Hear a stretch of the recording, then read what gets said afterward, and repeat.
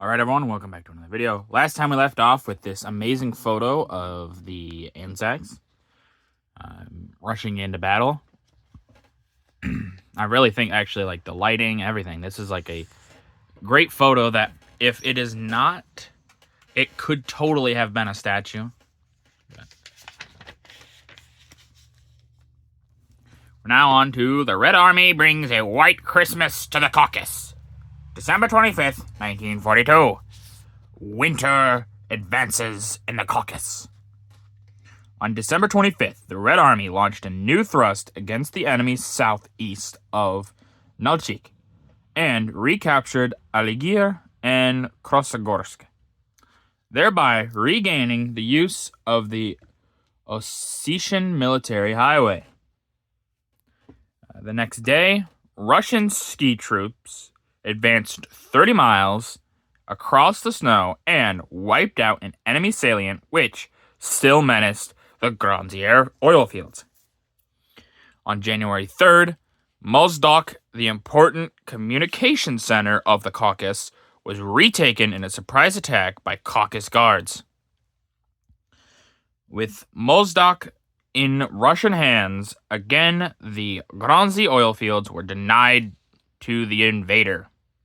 The picture shows a company of Russian ski troops on patrol.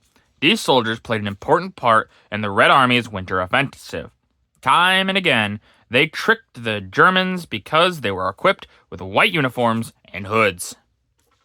Yeah, this is, we don't think of them nowadays, but ski troops are super important when you have like huge snow drifts and things like that.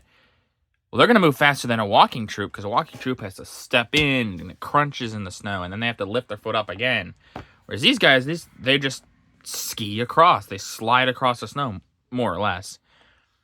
And they can go a lot faster than just like regular troops.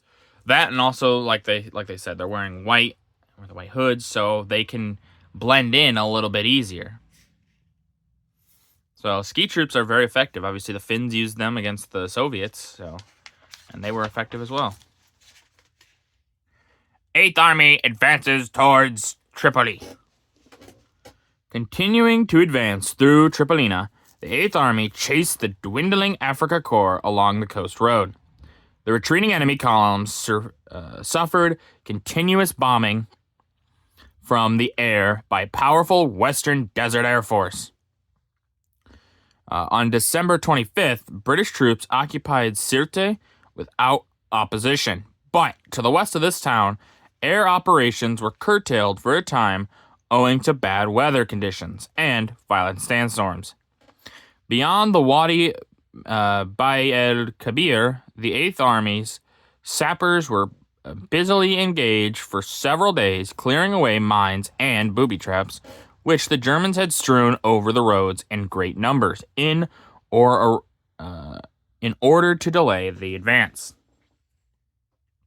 On January 5th, our forces entered Barat el Hussun, about 60 miles west of Sirte, where the coast road turns north along the salt marshes towards Misurta and Tripoli. After crossing the Wadi Zemzem, on January 14th, 8th Army troops encountered enemy rear guards at a point 70 miles from Misurta. But Rommel soon abandoned all his defensive positions in this area. 4 days later, Misurta was occupied without any opposition. By January 20th, the 8th Army had progressed along the coast beyond Misurata, that's what it is, Misurata, to the important defensive positions of Homs and Tahuna.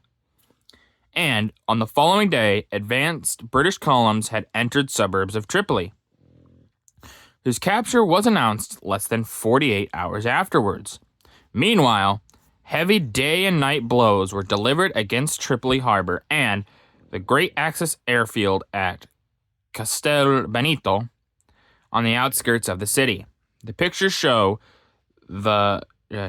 British infantry advancing behind tanks in Tripolina. So we can see British troops. There's tanks up there ahead, and they're just moving on up.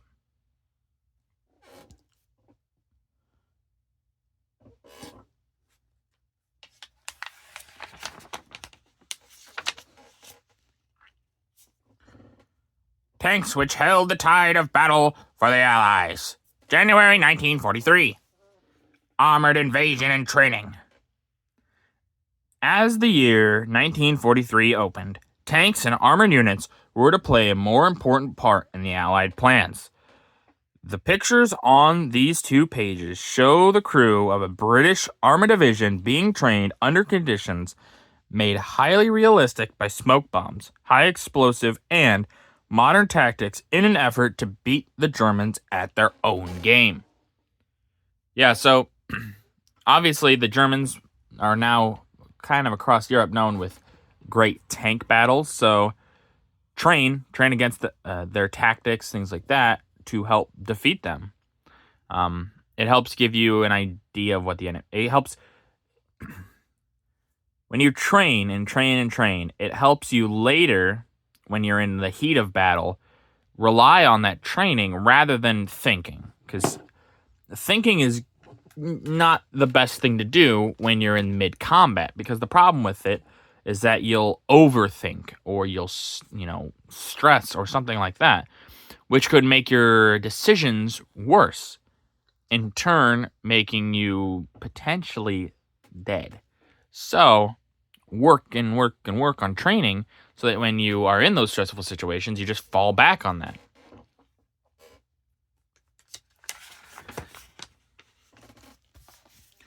MacArthur's troops gain control of Buna Mission. January 2nd, 1943. Japanese resistance ends at Buna. On January 2nd, Allied troops occupied the government station at Buna in New Guinea. After shattering the Japanese defenses there, by this victory, the battle for Buna was virtually brought to an end. After 6 weeks of the most bitter fighting amid swamps and jungles in one of the worst climates in the world. The last remaining point of enemy resistance in the Buna area was a small pocket to the west of Giropa Creek.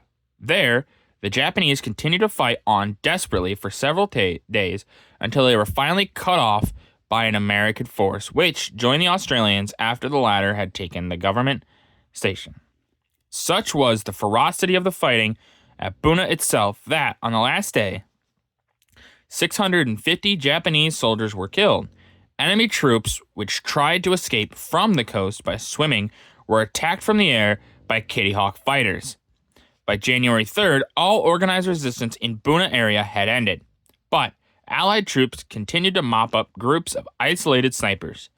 A few miles west of Buna, small Japanese forces still showed resistance at Sanamanda Point, but owing to heavy rains and swollen swamp ground operations here were seriously hindered for many days.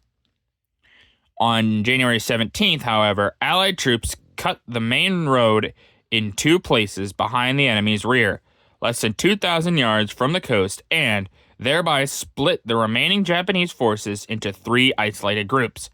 By the next day, 2 headlands of either side of Sanamanda Point had been captured, and the enemy were now hemmed into a 500-yard strip of coast and a few isolated and surrounding pocket inland. Despite tropical rains and floods, Allied progress continued, and on January 22nd, the last remaining Japanese positions at Sanamanda fell, and the reconquest of the Papuan port of New Guinea was complete. About 750 Japanese were killed in the final attack, and a great quantity of military equipment and stores was captured. The pictures show Japanese killed and drowned on the beaches at Buna Mission with a smashed landing boat in the background. So these are the soldiers that would have been in that boat, and this is what the Kitty Hawk fighters, I'm assuming, would have attacked. And so that's where we get this. You can see that smashed thing. The Kitty Hawk fighter would have attacked this, and then these soldiers would have suffered their fate. But that's going to do it for this video. If you guys liked the video, leave a like. If you didn't, leave a comment. Tell me what I can improve on. I always appreciate your feedback. And as always, subscribe. It really does help out the channel. Thank you.